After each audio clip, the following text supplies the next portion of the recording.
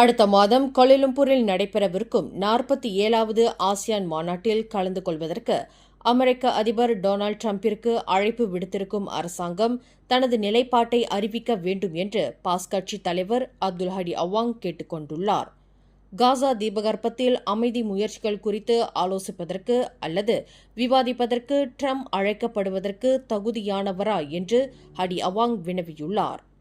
அரசு நாடுகள் உட்பட தேர்வு செய்யப்பட்ட சில இஸ்லாமிய நாடுகளின் தலைவர்களுடன் ட்ரம்பின் சந்திப்பை இணைக்கும் அதே வேளையில் இஸ்ரேலை இதுவரை ஆதரித்து வந்த மேற்கத்திய கூட்டணியின் நலன்களை பிரதிநிதிப்படுத்துவதாக கருதப்படும் ட்ரம்புடனான கலந்துரையாடலுக்கு பின்னால் ஏதேனும் நன்மை இருப்பதாக தாம் சந்தேகிப்பதாக அடி அவாங் குறிப்பிட்டுள்ளார். மேலும் செய்திகளை தெரிந்து கொள்ள கீழே இருக்கும் பெல் பட்டனை அழுத்துங்கள்.